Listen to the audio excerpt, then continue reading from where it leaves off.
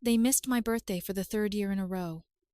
A week later, Dad sent me a PDF invoice for my sister's birthday yacht party. $2,200. We split, even here. I sent exactly $1 with a note. I'm not on board. Then I started removing access to every account, card, and service my family had quietly built their lives around. That was when the panic began. The bank called about a fraud report and I laughed. They skipped my birthday, I told the representative, but they remembered how to log into my Netflix that same night. Saying it aloud made the truth uglier. This wasn't forgetfulness. They remembered me perfectly whenever I was useful. My name is Maya Carter, and I had just turned 28. I hadn't wanted a huge party. I only wanted a call, maybe dinner, maybe one lazy birthday text from my parents or my sister. Instead, my phone stayed silent all day. I held a small backyard get-together anyway.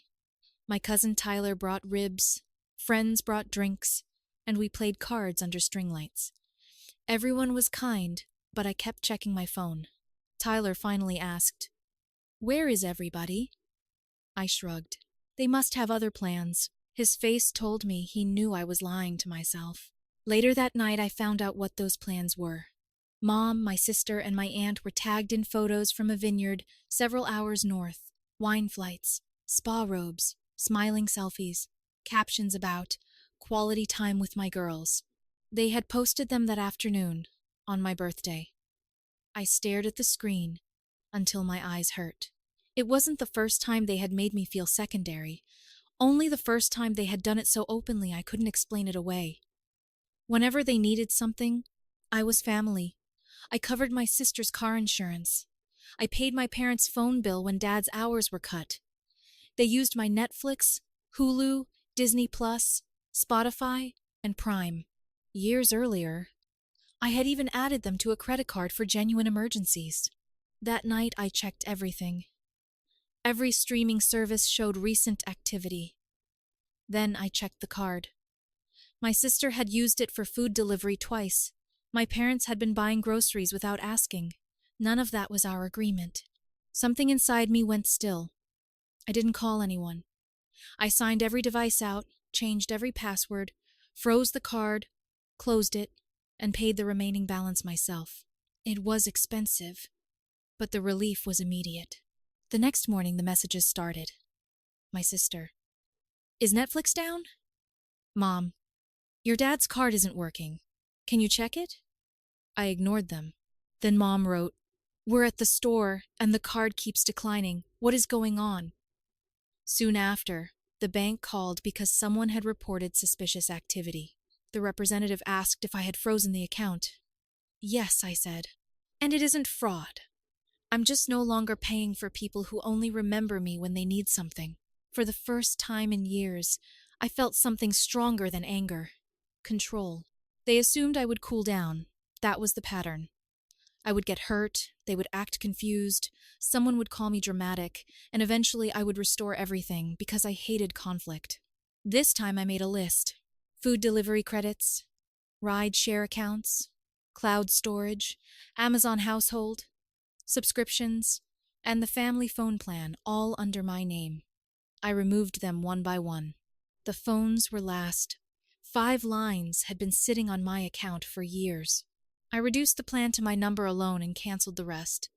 15 minutes later, 4 people, who had barely noticed my birthday, suddenly discovered they couldn't function without me. My sister found Wi-Fi and messaged me through Facebook. "You really cut off our phones? Are you out of your mind?" "No, hello, no apology." I read it and closed the app. That night, Mom sent an email titled, "Urgent Call Me." She wrote that they couldn't reach anyone, couldn't access important services, and felt abandoned. That word stayed with me. I remembered driving Mom to appointments after canceling my own plans, covering Dad's insurance when he fell behind, and letting my sister sleep on my couch after breakups. I had been there for every inconvenient, expensive moment. Now they felt abandoned because I had stopped financing their comfort. Dad finally called from another number. I answered because I wanted to hear whether he could say the words I was waiting for. He couldn't. "What the hell is going on, Maya? Why are you acting like this?" I said. I stopped acting. That's what's going on. He called me dramatic and said, adults talk through problems instead of going nuclear. He never asked about my birthday. He never mentioned the vineyard. He never apologized. Listening to him, I realized they truly didn't believe they had done anything wrong. In their world, my generosity was permanent, my hurt was temporary, and family meant I had no right to withdraw what I had always provided. So I kept going. I removed every remaining digital convenience. Amazon Prime caused the loudest reaction. No free shipping, no shared movies, no household discounts. Then my Uncle James called. I almost ignored him. But James had always been different, quiet, practical, and unwilling to live off anyone else. He said Mom was telling people I had lost it, then asked what actually happened. I told him about the third missed birthday, the vineyard photos, the card charges, the fraud report, and Dad's call. James listened without interrupting. When I finished, he said, I think you finally drew a line they should have seen coming 10 years ago. Then he added, just make sure you're doing this to wake them up, not to destroy them. After we hung up, I sat alone with that question. Was I trying to teach them something? Or punish them? I wanted them to understand what it felt like to be erased from the moments that mattered while still being expected to bankroll everything else. But another possibility finally occurred to me. Maybe they were never going to wake up. Maybe the person who needed to wake up was me. The next week was quiet, but it wasn't peace. It felt like the kind of silence that settles over a house after someone slams a door. The argument is technically over, but everyone knows it isn't finished. I knew my family well enough to recognize the pattern. First came outrage, then silence, then guilt, then, eventually, some vague apology designed not to admit fault but to reopen access to whatever they needed. In the past, it had worked. I would tell myself I was keeping the peace, that family mattered more than pride, that maybe they hadn't meant to hurt me. This time I didn't move. I didn't restore anything. I didn't explain myself again. I let them sit with the consequences. Then my sister showed up at my door. I hadn't seen her in person in months. She was wearing gym clothes, holding a dead phone in one hand and a Starbucks cup in the other, looking less like someone who had come to repair a relationship and more like someone arriving to complain to customer service. "Can we talk?" she asked. I stepped aside without answering. She walked into my living room, sat down, crossed her legs, and looked around like she expected Mom and Dad to appear behind her. Then she said, "So, have you had your little moment? Are you ready to fix things now?" Little moment. That was what she called it. Not betrayal. Not years of being taken for granted. A moment. A tantrum. I told her nothing was getting fixed because nothing I had canceled was accidental. She rolled her eyes and immediately started listing everything my decision had done to them. Mom was stressed. Dad had borrowed a neighbor's phone to call work. Their accounts weren't functioning properly. They were having trouble coordinating errands. "Nobody understands why you're burning everything down over one day," she said. One day. I stared at her for several seconds before asking whether she honestly believed this was about one birthday. She avoided the question and repeated that I had blindsided everyone. So I started listing the things she was conveniently forgetting.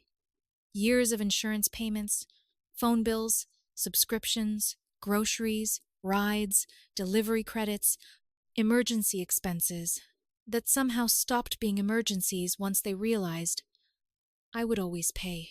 I reminded her that I had driven Mom to appointments after rearranging my own schedule. I had bailed Dad out when bills stacked up. I had opened my apartment to her every time a relationship collapsed. I had solved problems no one even thanked me for, because somewhere along the way, my help had stopped being generosity and become infrastructure. Then I told her what really broke something inside me. On the one day that was supposed to be about me, they hadn't simply forgotten. They had chosen something else. They had gone away together. They had taken photos together. They had written captions about family time together. And while they were doing it, they were still using things I paid for. My sister stayed silent for a while. Then she finally said, "Well, You never asked for anything. That sentence hurt more than I expected. Exactly, I said. That made it easier to forget me, didn't it? Her expression changed, just slightly. For the first time since arriving, she looked uncomfortable instead of annoyed. She opened her mouth, but nothing came out. A few minutes later, she left. No screaming, no apology either, just another silence. Except this one felt heavier, because I knew some part of her had finally understood what I was saying, even if she wasn't ready to admit it.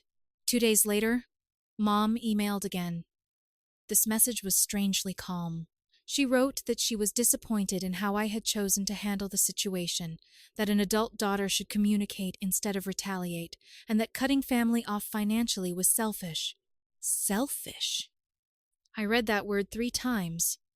Then I went back through my financial history, because something about the vineyard trip still bothered me. I wanted to know exactly what they had spent that weekend. What I found made my stomach turn. The spa trip had been partially paid for using reward points from an account I had added them to years earlier. My points, my spending history, my rewards, hotel credits, meals, cents of dollars in benefits had been used over time without me noticing.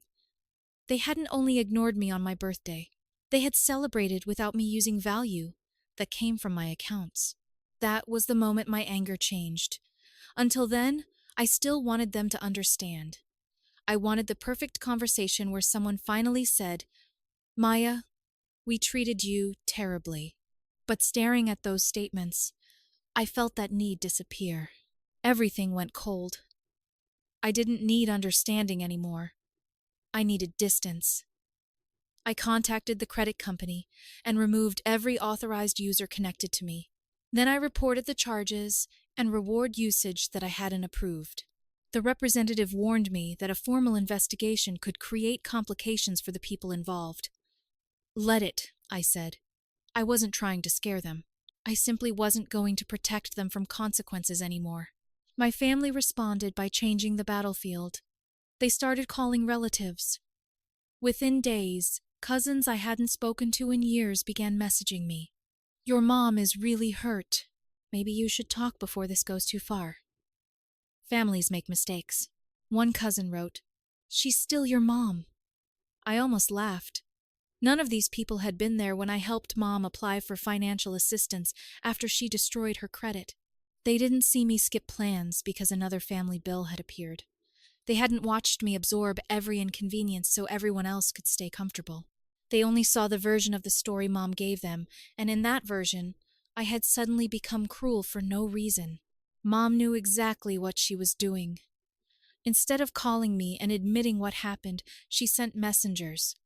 She cried to people who didn't know the details and allowed them to pressure me. It was easier than taking responsibility. But not everyone believed her.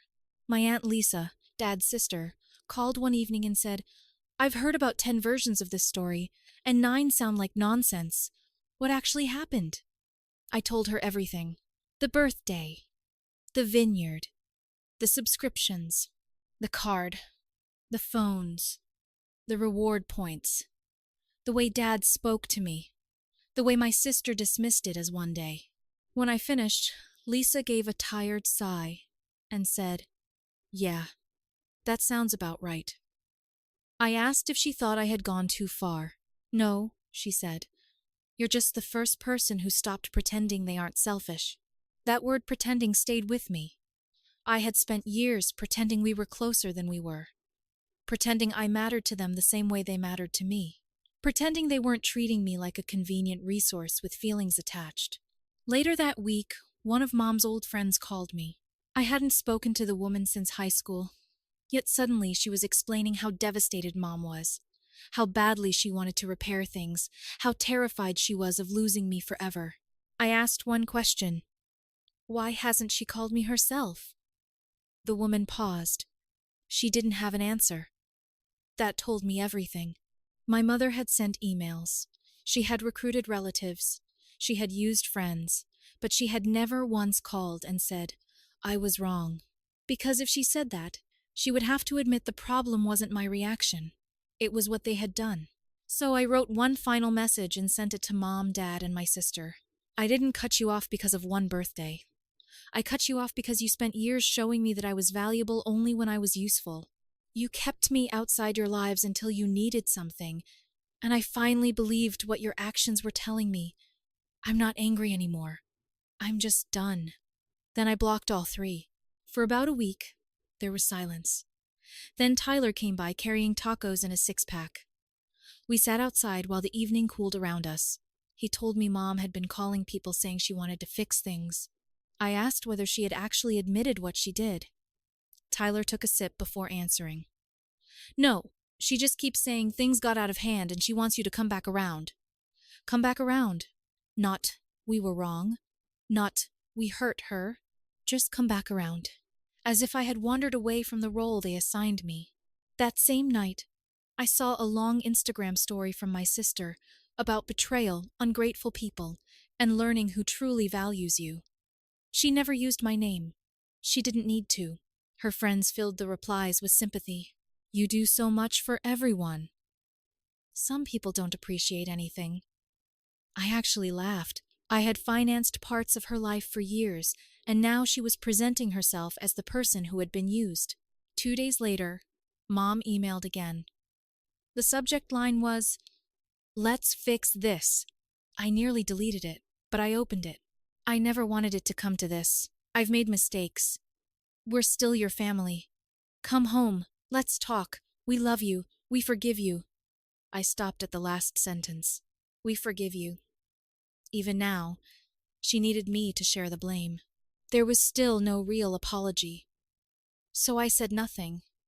Instead, I removed myself from every remaining account linked to them old memberships, shared household profiles, rental information, anything connected through my email, address, or name. I erased myself from their logistics piece by piece. Then a handwritten letter arrived from Mom. 3 pages. She wrote that they missed me, loved me, and that I was their daughter. Then came the apology. I'm sorry if you felt left out. Not, I'm sorry we left you out. After that came an explanation of how difficult things had become financially. Dad was behind on payments. My sister's job had become unstable. They needed a little help until things improved.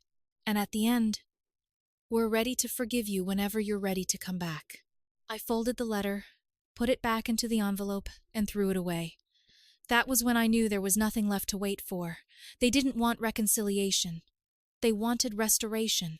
They wanted the old Maya back, the daughter and sister who paid, fixed, forgave, and asked for nothing.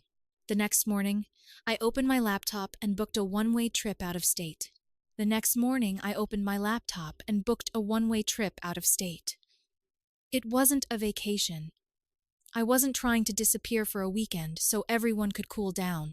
I wanted a clean break, somewhere far enough away that nobody could show up at my door holding a dead phone, an overdue bill, or another apology that somehow ended with me paying for something. I had spent years orbiting around my family, measuring my decisions against what they might need next. For once, I wanted to make a decision that belonged entirely to me. I didn't announce it. I didn't send a final message. I didn't give anyone an opportunity to turn my departure into another argument. I packed what mattered, arranged the move, handled the last details with work, and when everything was ready, I drove away. I drove for 16 hours. The farther I got from the city, the lighter something inside me became. There was no dramatic moment when I crossed a state line and suddenly felt free. It happened slowly. Familiar exits disappeared. Radio stations changed. Buildings became towns I had never seen before. Eventually, I looked in the rearview mirror and realized there was nothing behind me that required my attention anymore. No family phone plan, no shared card, no emergency account, no expectation that I would rescue anyone from the consequences of their own choices. I was just Maya Carter, 28 years old, driving toward a life that nobody else had already claimed pieces of. The new city wasn't glamorous. That was part of why I liked it. I found a job at a smaller tech company, rented a modest apartment, and kept my life simple. I bought groceries for one person. I paid one phone bill. I watched whatever I wanted, without getting notifications that too many devices were using my account. At first, the silence at night felt almost uncomfortable. I would look at my phone expecting some message about money, some emergency, some accusation disguised as concern. Nothing came. For years, I had mistaken constant demands for connection. Once the demands disappeared, I finally understood how exhausted I had been. About 3 weeks after the move, my phone rang from a number I didn't recognize. I let it go to voicemail. A few minutes later, I listened. It was my sister. She sounded different. Not angry. Not sarcastic. Just tired. "I know you probably won't listen to this," she said, "but I don't know what else to do. Mom cries almost every day. Dad keeps checking the mailbox like you're going to send something. We don't even know where you are. Just let us know you're alive." I listened twice. For a second, the old instinct returned. I wanted to reassure her. I wanted to fix the discomfort. Then I noticed what was missing. She never said they were wrong. She never said they had used me. She never said she understood why I left. Even now, the story was about Mom crying, Dad worrying, my sister not knowing what to do. Their pain was still the center of everything. I deleted the voicemail. A few days later, an email arrived from Dad. Only 2 lines. No guilt, no lecture, no request for money. "I know you've made your decision, and I respect it. I was wrong. We all were. You didn't deserve any of it." I stared at those words for a long time. That was it. The sentence I had wanted from the beginning. No, if you felt hurt. No, we forgive you. No carefully distributed blame. Just an admission. I didn't respond, but I didn't delete it either. I left it in my inbox, like a relic from a life I no longer lived. Part of me wished he had said it sooner. Before the cards were canceled, before the phones disappeared, before I had to explain myself, until there was nothing left to explain. But another part of me was simply grateful that someone finally said it at all. After that, the noise truly stopped. No cousins acting as messengers. No friends of Mom calling to tell me how devastated she was.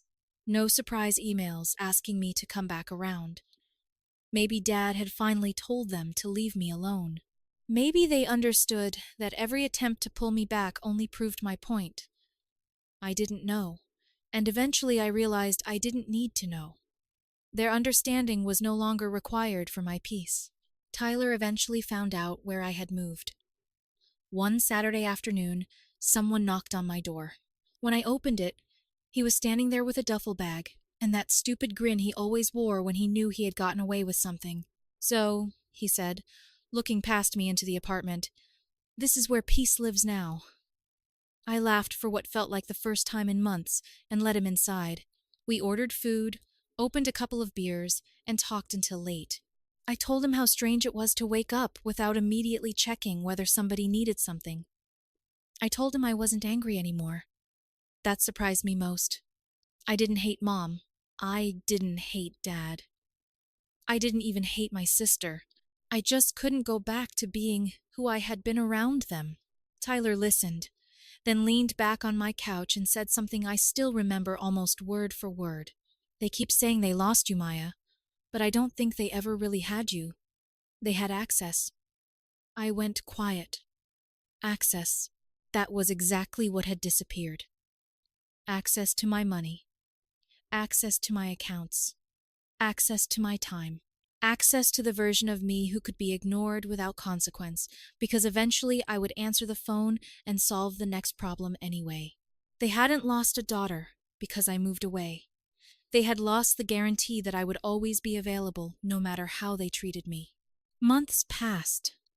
My life became ordinary in the best possible way. Work, groceries, friends, weekends where nobody expected me to finance anything. Sometimes I wondered what my family was doing, especially around birthdays and holidays. But curiosity wasn't the same as longing. I could think about them without feeling compelled to contact them. That distinction took me a long time to learn. Missing pieces of people didn't mean I had to invite the entire pattern back into my life. Around Christmas, a card arrived without a return address. Inside was a simple message from Mom. Thinking of you. Love you always. I didn't respond, but I didn't throw it away either. A few months later, another came from Dad, then another the following holiday season. No requests, no guilt, no money mentioned. I kept them in a drawer, not because I was waiting for reconciliation, and not because I secretly hoped everything would return to normal. Normal was the problem. I kept them because whenever I opened that drawer, I remembered how far I had come from the woman who spent her 28th birthday staring at a silent phone while her family celebrated somewhere else using benefits she had helped pay for. People like to talk about forgiveness as if it always ends with hugs, tears, and everyone sitting around the same dinner table again. Maybe sometimes it does. For me, forgiveness was quieter. It meant I could stop replaying every insult. It meant I didn't need Mom to understand every way she hurt me. It meant Dad's apology could be real without becoming an invitation back into my life. It meant I could wish my sister well without giving her another password, another card, another couch, or another opportunity to treat my generosity like an obligation.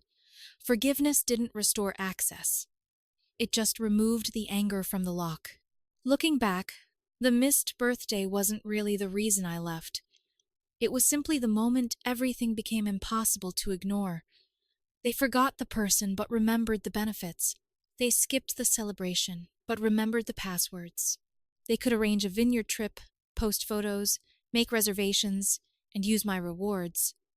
Yet somehow nobody found 30 seconds to text me happy birthday. Once I saw the pattern clearly, I couldn't unsee it. And when I finally stopped participating in it, they called me selfish, because the old arrangement had worked beautifully for everyone except me. I didn't burn the bridge. I crossed it.